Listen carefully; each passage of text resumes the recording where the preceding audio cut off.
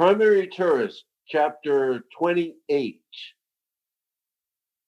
This year, though, this year was going to be different. And it was. Not exactly like I wanted, but different.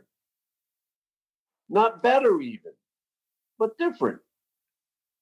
But when it came to post carnival, it's always different, falling in upriver in that big river we call time.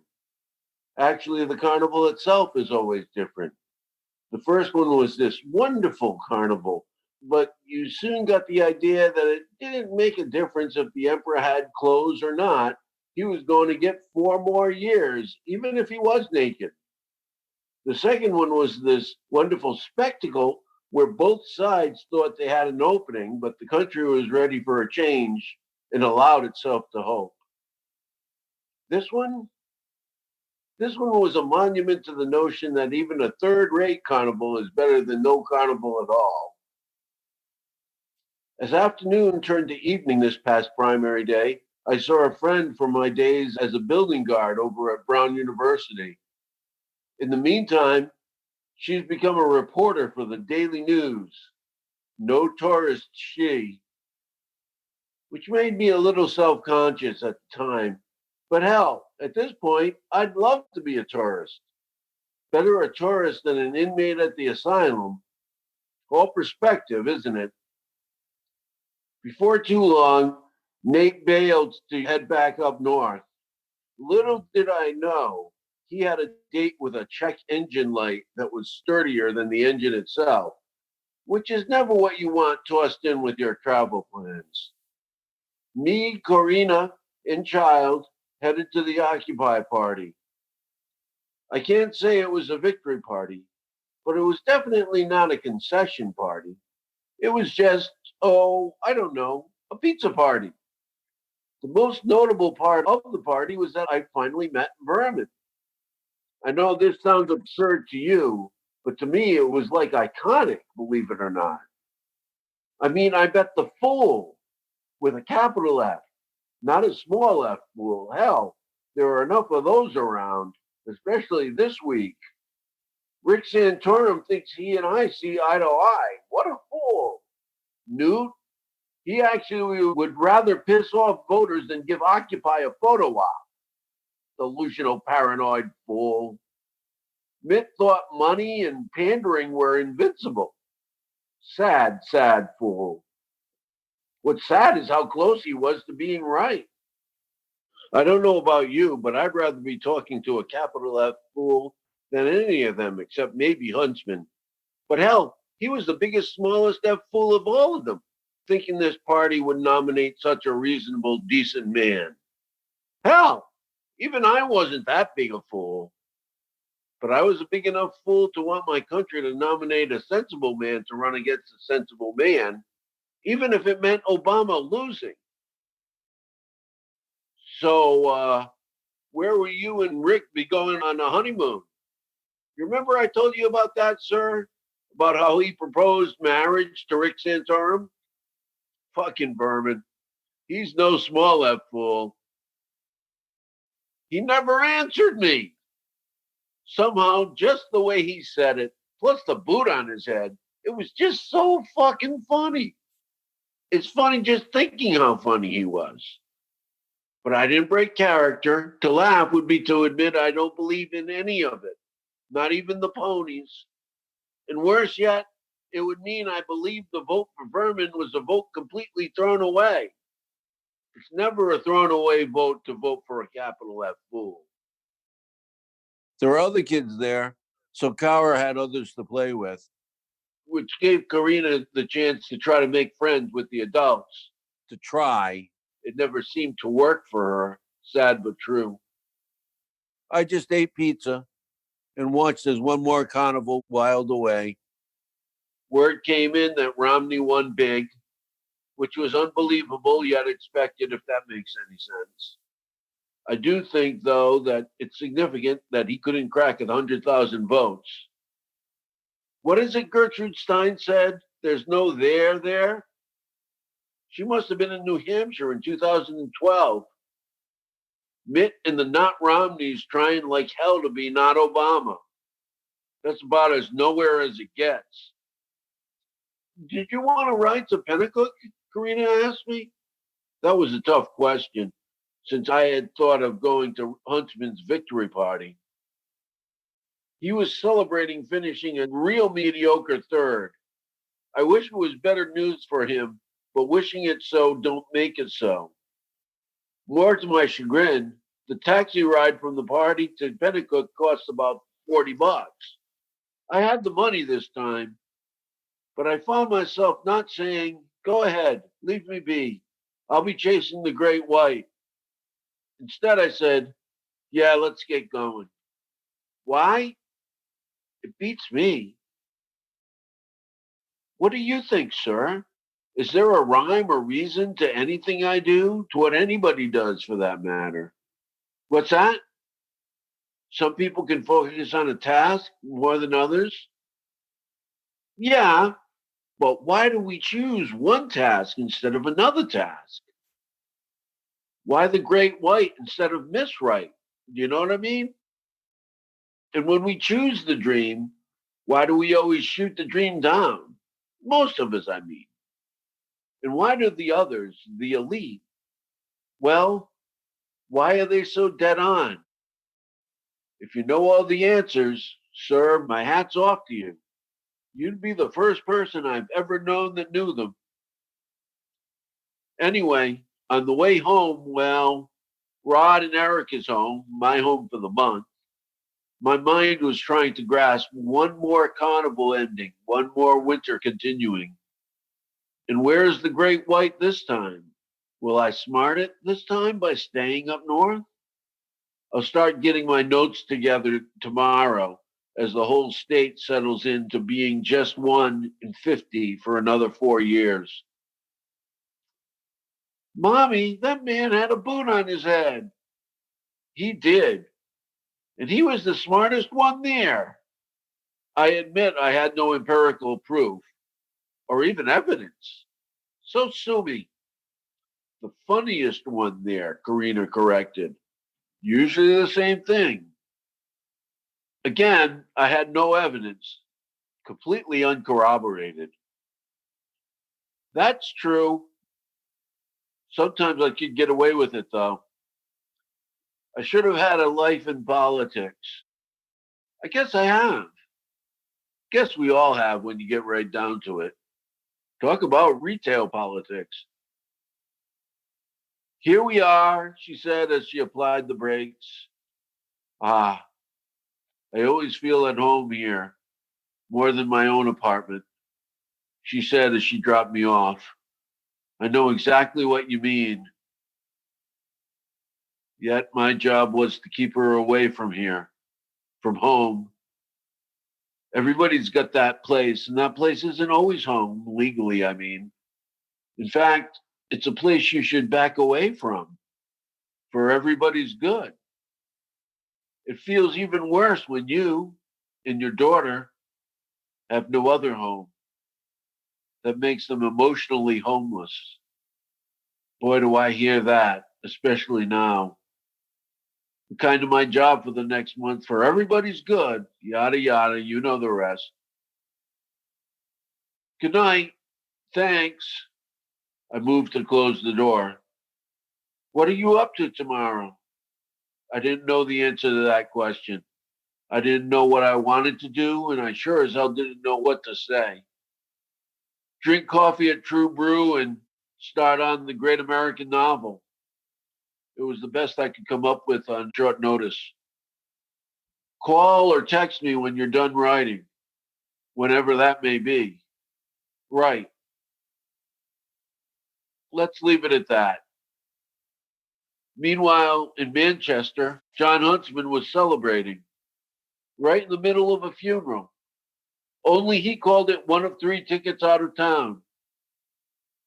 Everybody was ready for a party. It would have been bad form to disappoint them. A ticket to ride were his exact words at the Brimmer restaurant up on the north side of Elm Street, the place where, in spite of what he said, John Huntsman's carnival came to an end. It was official 6 days later when he dropped out. But after a full out assault on New Hampshire, he got a mediocre 17% of the vote. Never mind that he was third, but it wasn't the kind of third where a huge momentum was going to bring votes. But even more important, it wouldn't inspire huge contributions. Funny, but if he had 50,000 votes instead of 42,000, at least his ticket to ride would get him just a little further up the road. 20% sounds a lot better than 17%. I know it's fucked up, but there you have it. Meanwhile, Romney, with $umpteen million right next door from home, didn't even break 100,000. Hell, in '08, both Clinton and Obama broke 100,000. If you ask me, Romney looked like a weak frontrunner in an even weaker field. It already looked bad for the boys in red. But what do I know? Like I say, I'm only a tourist. Whatever. It was what it was. And I was what and where I was. Alone, trying to be as quiet as I could be, waving to the young, beautiful, more than a little batshit crazy woman. Her smile was radiant as she waved goodbye, I'll see you tomorrow, all in one wave. It was getting late. Tomorrow was another day. Ding ding, incoming text from Nate. Car crapped out upstate. Who won? Man, talk about being included out. He was worse off than even I was in '08. At least my bus kept moving. I didn't have to face my steed's resignation. And if that's a mixed metaphor, well, fuck you. The cosmic include me outness is mind blowing. And I don't even care if outness is a word or not, because I think you know what I mean. Romney, pretty big. Then I sort of lied. You didn't miss much. Of course you missed something. The fucking carnival and probably the great white, too. Although you can go broke trying to outguess that slimy sucker. Car totaled? I don't think so. Not exactly overflowing with confidence, is it? Jesus, can you imagine getting stranded at Dixville Notch? That was the vision he was trying to steer away from reality all weekend. Me? I was clueless. Just like before the stroke, I was clueless to the train wreck I was heading for. Sometimes you need to believe it when they say check engine. It's best for you to check the engine. Good luck, I texted. Fat chance. And I had to admit he had a point. We are the 99%. That means we're fucked. Tomorrow's another day? We'll see about that. Well, of course it was. Another day, I mean. Because that tomorrow had been placed by a whole shitload of yesterdays by now.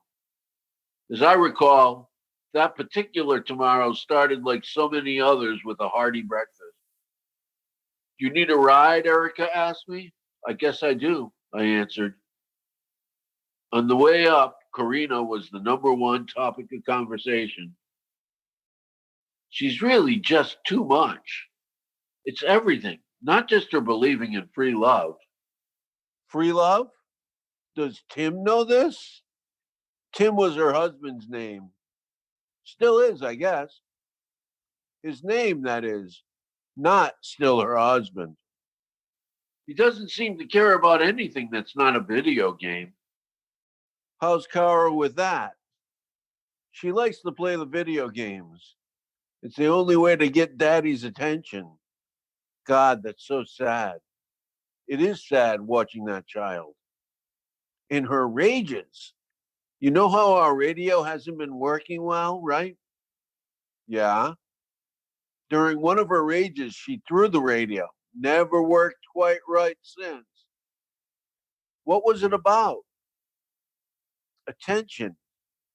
Neither of her parents paid attention to her, and it was very frustrating to her, and it led to instant meltdown, which I'm sure is none too pleasant. Not at all. After a long pause, it kills me to see a child so frustrated. And meanwhile, her mother is pretty aggressively forward with Rod. And Rod is the center of attention. Rod knows what a good thing he's got. She's pretty relentless. Doesn't every man have his breaking point? Oh, I think he's flattered, but he basically thinks she's crazy. Even if you weren't around, he'd stay away. That's what I said. That's probably even what I meant. But now I wonder, when you're all alone, that's when your big head has to really let the little head know who's boss. Not only that, but anything to get rid of all that loneliness. It doesn't hurt if it's a beautiful woman, but it really doesn't have to be. Hell, it doesn't even have to be a woman. A great game of chess can do the job for a little while. Anyway, it's really complicated because as a nutritionist, she's really helped Rod. I could vouch for that, sir. I don't think I've told you, but his arthritis was really taking over for a while. And she prepared all his meals, all anti inflammatory stuff. And now he was able to ski and enjoy it. That ain't nothing. Anyway, what's your day look like? I'm going to drink coffee and see what I can get off my notes while it's still fresh. You're going to see Karina? I think I'm supposed to call her after I'm finished writing. Will you? Should I? It doesn't matter. She'll call you, probably. Oh, she will, and want to give you a ride back. Ah, genius. Anyway, good luck with your writing. True Brew is just a hop, skip, and jump away. Now it'd be impossible, just about, without a wheelchair, and pretty tough even with one. Then I was carefree, drinking my coffee in a matter of minutes. And minutes after that, I was looking at my notes, trying to find the great white in them. Maybe he was there, but I sure as hell couldn't find him. I wrote and wrote and wrote and wrote. Maybe something will stick. Didn't seem to be sticking at the time.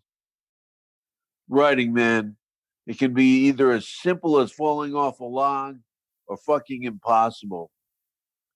I wonder why that is, sir. You have any ideas? Because if I could write, everything else would seem just a little less awful. And all the tricks that worked on the outside don't work here. For instance, the day after primary day, sitting there at True Brew, I wondered what I was doing 24 hours before. I happened to have been on the tracks with the homeless, definitely grist for the mill. So I started writing about that, and things were just a little more inspired. If I tried that trick here, I'd be in a heap of shit. How much can you write about a poor delusional woman crying, nurse? And that's every day, pretty much, all day. What's that, sir? Um, what do I think will be interesting? Oh, and you think that looking at my old writing, the Spikeus, to see what it was like when I was on a roll would be interesting. Huh, maybe. But what's your angle? There's some kind of agenda here, which is cool. I just wish I knew what it was. What's that? Sure, sure. I'm sure you think you have my best interest at heart. Maybe you do. I might as well trust you. It's kind of like I have no choice. Primary Tourist, Chapter 29. Careless, lazy habits make days go by until they are gone. Well, sir, I must admit I was a little dubious when you suggested, looking at the old Spikoos. But there you have it. I look at this now and I'm like, how did I know? Because my days are all gone now, at least until I'm out of the asylum. So at best, my days are in limbo. How the fuck did I know? And how about this one? There is no thief more efficient than time, but man tries. Wow. Not to pat myself on the back, but I pretty much nailed that one too. It was like my poem was foreshadowing my life. I got to admit, it's kind of fun. Reading my stuff, I mean. How about this one? The perfect word means nothing if left unsaid. I mean, ain't that the truth? How many times in my life have I known just what to say, but do I say it? No. Time after time. And why not? It's like I had this bizarre deal with the devil. I'll always know the exact right thing to say, as long as I didn't say it. He's a fucking genius, the devil. Then there were the spikers that brought me right back to the reality of earning your paycheck on bad weeks. A high percentage of a little is almost a little. That was my finances in a nutshell. But one of them applies so much to life in the asylum, it's scary. When freedom is unappreciated, is imprisonment obsolete? All that freedom I had before I laid my eyes on this place, I just pissed on it, basically. Meanwhile, other people gave up everything, their freedom included, for one drug or another, all legal now. But that don't mean they've lost their sway. It just means everyone gets their cut as you sway in the wind. This one is the perfect answer to Zen's great wonders as seen by a writer. One hand clapping sounds like writer's block. Jesus, I wish the worst of my problems was writer's block right about now. But then it seemed like the end of the world, or at least the end of any true meaning in my life. Do you get what I'm saying? Now I hope for survival. Meaning is just too much to ask. And the poems remind me of the time, of the year 2011, what it meant to the world, what it meant to me, not necessarily in that order. Whether it was my personal spring or the Arab Spring gets a little lost in the mix now. Either way, we'll never pass that way again. And the jury's out as to what kind of summer followed that spring, whether Arab Spring or my own. On the world stage, Berlusconi played the buffoon, but not as well as I did in my own life. In Texas, drought settled in from the winter, spring, summer, all that time, still no rain. My love life was suffering from a drought as dry as they could find, going back years maybe, longer than Texas, that's for sure.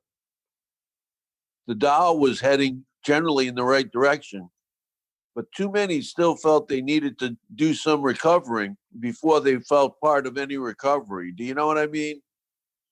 I felt it in my sales numbers. Or was I just burned out? I got a ton of phone calls under my belt. Too many, if you want to know the truth. If only the carnival or the great white or something would let me change careers. Hell, now I don't have to have a job, but I have to live in a madhouse. Give me a job any day. What's that stupid saying about taking lemons and making lemonade or some such shit? There was a shitload of that going on in 11. Because to my way of thinking, I had nothing but lemons. I look at it like it's the good old days now, but that's kind of like rewriting history. For one thing, my living situation was kind of mixed. I lived in a real nice house on the east side of Providence. The light at certain times of day was pretty awesome. And I try not to overuse that word. But I had just one room in that house with a bathroom, with a bath, but not really a shower. And my landlady roommate's daughter lived far enough away so that when she visits, it's for a minimum of a month, 3 months in the summer. And she came with a young son, always, and a husband, sometimes. They were nice folks, but my share of the house shrunk whenever they were there. It was kind of ironic. The guests were more at home than I was. I was just a boarder, nowhere near family. My landlord was deaf in one ear, and she slept on the other one. So when she slept, it was as if the world didn't exist, which was a problem one night when I forgot my keys. Luckily, it was a beautiful night in June, as I remember. But even so, now, more than ever, I needed a plan B. What are friends for? What are phones for? My friend Dave lives within a few blocks of there. Ring, ring, ring. He's even supposed to pick me up tomorrow morning to play chess. Ring, ring, ring. He has a couch that'll be perfect for the night, right in front of the TV. Ring, ring, ring. Oh, well, the best laid plans and all. Only maybe a half dozen blocks away from there was Jennifer. Jennifer. To tell you the truth, I wanted to call her first. For one thing, of all my friends, she was the most likely to be up. And of course, she was a babe. I'd be a damn liar to say that had nothing to do with it. But it went beyond that. I'll be honest with you. I must know half a dozen people that would help me out at the drop of a hat. It's a blessing. Well, was a blessing. This place has finally done me in. Not a one of them friends can get me out of here. And that's all I want. But back then, of all the people that would gladly help me out, only one of them felt the magic, the adventure of the moment. Jennifer. She'll help me out. Ring Spike. Correct. What's up? Well, you're not going to believe this. Oh, that's where you're wrong. I'm going to believe it, or at least I'll pretend to. I locked myself out of my apartment. I don't believe it. See? I'm only kidding. You got a spare couch I can sleep on? Oh, sure. Let me figure it out. My daughter's friend is here on a sleepover, but there's always a way. Oh, no, that's okay. Hey, do you have any blankets? As beautiful as it was, I knew it was going to get chilly before sunrise, and I didn't even have a jacket. Great idea. Are you in a hurry? No place to go. How about Antonio's? Perfect. I'll get you a few slices for your trouble. What do you like? Anything with bacon. I'll meet you down there. Why not? It was a lovely night for a walk. I'm not sure I'll ever be able to say that again. Who am I kidding? These days, any day I could walk would be the loveliest day for a walk since there were days for a walk. If only. I knew I had time, so I slipped into a park across the street and smoked a bowl so I could feel the magic of the evening, as shiny as those faraway stars, just up there, just out of reach. And it really was a nice three-part walk to Thayer Street. The first part was through a very upscale East Side neighborhood. Then you turn onto the northern part of Thayer Street, still quiet, but you can feel the late night action begin to percolate. Then before you know it, you're in the midst of the center, the very heart of things. The only bad thing about it is the youth of everybody around made me feel every second of my 55 years. But so what? I'm still here, right? Even this zoo has a better view than 6 feet under. It was about closing time for the bars, and there was a big cop presence blocking Thayer from the side streets. I figured that might be a roadblock for Jennifer, but we'll cross that bridge when we come to it. There was a bunch of people cluttered up the streets, mostly young, mostly good looking, mostly shit faced. Sometimes that means obnoxious. Actually, usually that means obnoxious. Sometimes violent. And I don't know about you, sir, but all them cops don't make me feel any safer. I guess that was another couple of bad things about the whole scene. I don't remember the bad things about my pre-stroke life, I guess. It's all relative. Know what I mean? Ring. Hello. Hey, Spike, I'm blocked from Thayer by cops. Yeah, it's pretty crazy out here. Pick me up a slice. Bacon? But of course. How will I get it to you? I'll call you back. And she hung up. There was really only one thing to do. Bought a pizza with bacon. And just like that, we're in the middle of an adventure. Damn, I don't know how she does it. Every time. I ordered a couple of pieces, everything I could find with bacon. You ever been to Antonio's, sir? Right in the middle of Thayer Street? You never saw it? It's a pretty cool place. The pizzas are all on display on the other side of the glass. Whenever I saw bacon on a pizza, I ordered a slice, whether it was with barbecue chicken or blue cheese or whatever. What the hell? I'll try one of those. Just put it in a box. So I had umpteen boxes of pizza and I was waiting for a call. It really was only like maybe 4 boxes, but umpteen sounds better. I was looking out the window, wondering where Jennifer was when my phone rang. Hey, come up to the street. The bookstore's on. You mean Angel? I think so, yeah. I got blankets and I got pizza. I was already on the street. I'm almost there. One thing I learned about Jennifer, her concept of almost, especially when time was concerned, was a bit twisted.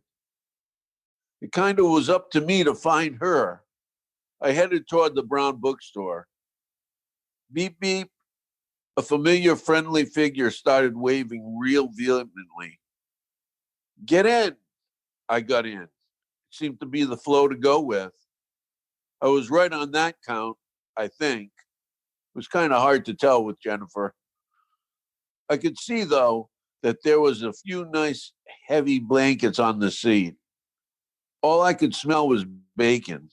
It sure did smell yummy. Feed me. Excuse me?